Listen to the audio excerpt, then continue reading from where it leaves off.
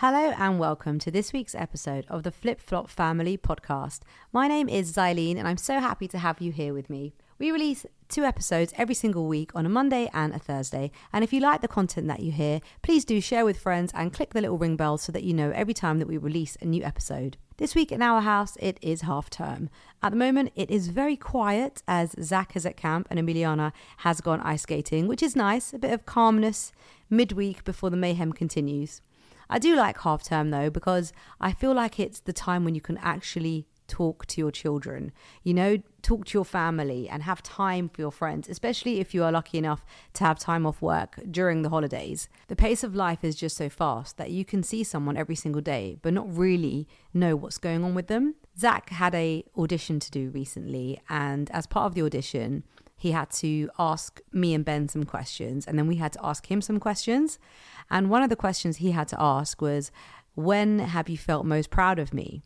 And it was really nice doing this audition because you really think about these things. And then me and Ben had our own situations where we had felt really proud of Zach, and you could see on his face that he was really enjoying us telling him this moment, and it made him feel so good. And of course we tell the children all the time how proud we are of them, but to actually sort of out of the blue bring up a time where you were really proud of them and talk to them about it, it's just such a beautiful thing. These kind of thought-provoking questions are just so great for scratching the surface, for getting a bit deep and meaningful, going beyond the basics to get to know your family and your friends. And as time has gone on in my life, I feel like I've needed to do that all over again with my parents. We all know how busy life can be, and just finding that time to sit down and have a cup of tea and have a chat, I just feel like those meaningful moments are so few and far between. So recently, when I went over to see my dad, I sort of tried to find a common ground with him. We're both very crafty and we like making things, and we like, savvy deals and saving things. So we have that common ground, but there's only so much you can talk about that. So I started to ask him questions about his past, about his childhood, sort of literally starting from when he was born. And it was just amazing, to see how his face lit up, and he really enjoyed telling me these sort of tales, I would say. He was brought up in Kenya and he had lots of siblings, and then he came here to the UK when he was very young. But the things I learned just in that one evening of chatting to him, I tried to jot it all down on my phone because I just didn't want to forget it, because the stories were just so precious. There's a quote which says, "The more you know someone, the more you realize how much you don't know." And I think that is so true. You can get to know someone as, let's say, with a parent when you're a child, but then you need to get to know them all over again as you get older. Similarly, with friends, I think it's so easy just to ask those basic questions all the time. Oh, how are you? How was your day? Or you might say to your kids, what did you do at school? But I feel like in order to get deeper, to understand your friends, your family more, you need to ask different questions. And there are so many questions that you can ask to really get to know your people. For example, what's been on your mind lately? I think you'd get a completely different answer to it if you said, how was your day? What are your current priorities? What do you need more of in your life? I know most people might have the same answer for that, but such great questions. What are you still hoping to accomplish? I love questions like that. Open-ended questions that go beyond surface level conversation. It's just amazing. And you can, if you actively listen to those responses, you can really get to know your friends and family. You can spend time with people, you can be around people, but how much you actually talking and looking at people and finding out about them, what makes them tick, what's their passions, what are they trying to achieve, how are they feeling. I just sometimes think that we only scrape the surface when we meet with friends and family. Maybe more, I think for me, I guess that's more with family, I would say. Maybe with friends, I probably go a bit deeper, but just a reminder really that it's so nice to actually have a good old chat and get to know people. Sadly, loneliness is on the rise, not just in older people, but also in younger people. And it's such an unpleasant emotion, makes you feel isolated, like you don't have a connection with anyone. And you can feel those things even when you are surrounded by people. And those kind of, oh, how are you? questions, I feel just don't help the situation. Me and Ben always tell the kids, especially in the car on the way to, let's say, a social function or when we're going to meet people, and we give them the same pep talk every time. And we always say, when people ask you how are you, what are you going to say? And they're like, oh, we're going to say, oh yeah, I'm really good, I am doing this or I am doing that, and then ask them questions as well. And sometimes we even go so far as to say, at the end of the night, when we're on our way home, we're going to ask you 5 things that you've learned from the people around you, so that they need to actually have conversations and speak to people and ask those types of questions, not just how are you and I'm fine. It was always interesting, the things that the kids would come home with, the facts they had learned. But you should try it. It's actually quite a fun thing to do.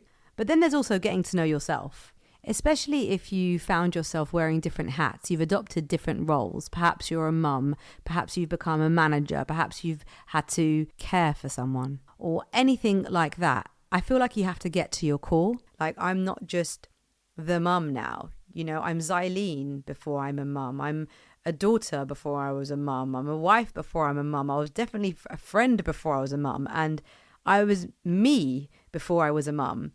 So getting to know other people is also important to get to know yourself at different stages of your life, because it's very easy to lose yourself and fill your day with the tasks that need to be done in order for your life to tick or your family life to roll over to the next day without any major hazards. But what is it who are you? Who are you before, if you sort of look at yourself as like an onion, that's probably the best way to describe it, the middle of an onion, and you just peel away all those layers that you have acquired over the years and get back to the little bulb in the middle. Who are you? What are you? I would say that's kind of where I've come back to here with creating this podcast, and this is me, literally. I love talking, I love communicating, and I just don't know if we all do enough of it. Having those connections with people can definitely reduce loneliness, but there are also so many things that you can do if you are feeling lonely. And actually, strangely enough, you do them on your own, but you just don't feel lonely. Like spending time in nature, it's just so uplifting. Exercising or playing a sport, reading, you can just have like all these characters that you become besties with, but they're in a book, and it's just, when you find a good book, it's just the best thing ever.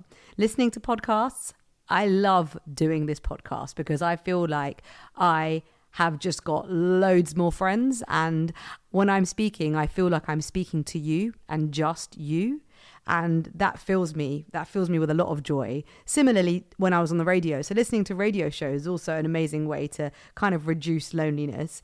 Be kind to yourself and just be grateful for the small things in life. Coming back to my quote that I mentioned earlier, it really is true. I feel like the more you get to know someone, the more you realize how much you don't know. And that's definitely the case with me and Ben. I met Ben when I was 19 and he was 22, 23 when I met him. So we're now both in our very early 40s. So that's a long, long time that we've known each other. And there are still things that I don't know about Ben that he will tell me, like a job that he did when he was younger. I mean, he's abnormal because he's done like a gazillion jobs, and I don't think that's terribly normal. But he has so many random things that he's done in his lifetime that he tells me, and I'm like, what? I've never heard of it. And I guess that kind of keeps the spark alive, which is quite nice. But we did this thing the other day. He came home and he just randomly was like, babe, what are my top 3 animations that I love? Or did he say top 3 movies? I don't know. He said something along those lines. And I was like, and I like to think I really know Ben, but he has a lot of interests and he is a real 80s baby and loves 80s movies. And there's a lot of movies that he likes. So I was really kind of like struggling with the answer for that one. But it made me think. I guess that's what brought me onto this topic of knowing the people around you for today's podcast, because I had to really think. So do me a favor and have a go, go call up your closest friend or family member and ask them a question, about you.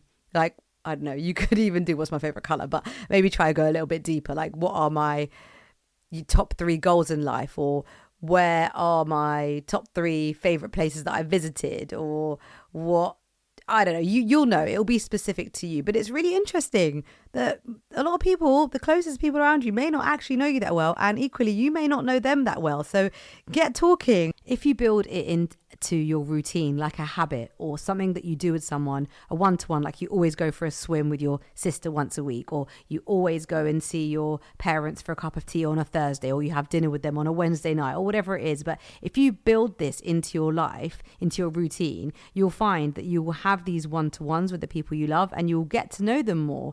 Like Zach recently moved schools. Well, last year he moved schools, and he's now very local to us, which means that we can actually walk to school. So Zach rides his bike or his scooter, and me and Ben, either sometimes we even go together, take our coffees with us, or it's just one of us. And I have to say that those times with Zach are probably the times that we talk the most, because it's just us walking along. We're not stressed out by any road rage or any people on the, we're in our own control. We've got our own pace. We know we're going to get to school on time, and we have great chats and we talk about stuff, and that's what I look forward to. And I'm not distracted because I'm just walking, which means there's a lot of active listening going on. He feels heard, and I feel like I'm getting to know him better, which is the point of this podcast, to basically get to know your people.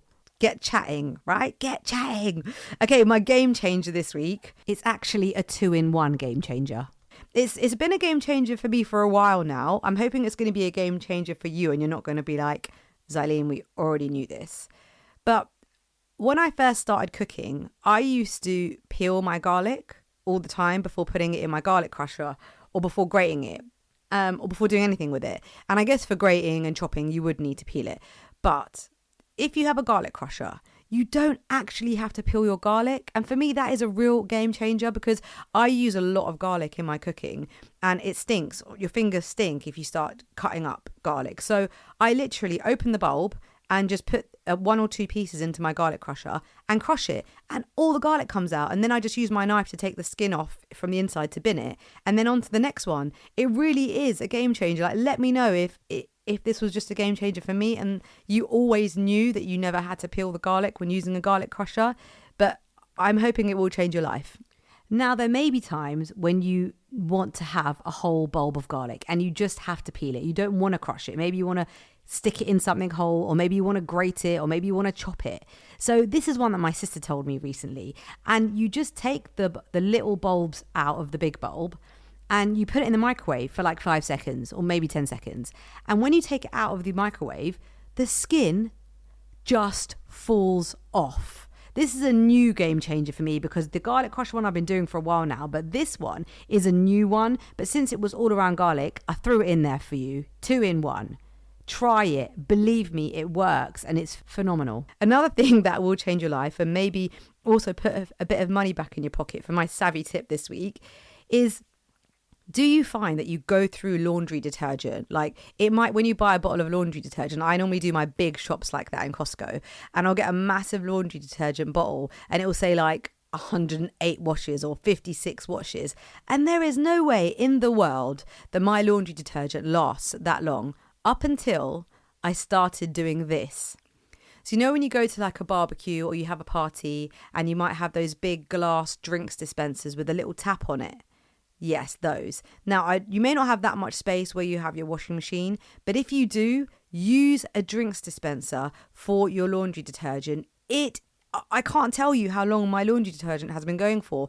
It's just never ending. It just keeps giving. So I emptied the entire bottle into this glass drinks dispenser, and then I have a small little tray underneath the tap with the little cup, and this ensures that you just use the amount that it's suggested on the bottle, like the little cup. Use the tap, fill up the 1 cup, pour it in, and there you go. Your washing smells amazing, and it just keeps going. I mean, to be fair, I put it more in place for Ben, because Ben's more of the laundromat in my house, and this guy there was no levels. He would just pour it all in. So maybe that's the issue. But I do feel like it's a really, really good way to regulate your laundry detergent. Okay, we've been talking about this for way too long. Get a drinks dispenser and put your laundry detergent in it. And trust me, you won't buy laundry detergent for a very, very long time. If you are stuck for something to watch right now, me, Emiliana and Zach have been totally addicted to Celebrity Bear Hunt. Like, we are quite big fans of I'm a Celebrity, but to me, this is even better because it's a bit more real, and these people, these celebrities, are actually really having to push themselves to the limits to be able to get away from Bear. So Bear literally hunts them, hence the name Celebrity Bear Hunt. Check it out on BBC iPlayer. Totally recommend it. And we've been able to watch it with the kids, so it's a double bonus. So yesterday on my way home, I was in the car and I was listening to this particular track, which is my song of the day. It is Bruno Mars and Lady Gaga, and it's called Die With A Smile. It is an absolute tune. It's the thing that has been going around in my head for a while now. But when you listen to it, do me a favor and put it on super, super loud and use the song lyrics on Spotify and just sing every single lyric to your heart's content. Maybe not on repeat 3 times like I did and came home and I kind of lost my voice because I thought I was like Celine Dion in the car, but I did need a cough sweet when I got home. So maybe don't do that, but it's such a good song. I absolutely love it. Bruno Mars, Lady Gaga, Die With A Smile. That is the tune of the day. Thank you so much for tuning in and for choosing the Flip Flop Family podcast to listen to. If you are enjoying the content that you're hearing, do me a favor and share it, even with one friend, and let them know all about the Flip Flop Family podcast and what we talk about. Remember, you can check us out on all the socials as well, on Instagram, on the Flip Flop Family, and also the Flip Flop Family prop and the Flip Flop Family kitchen. Until next time, I hope you have a lovely day. Bye-bye.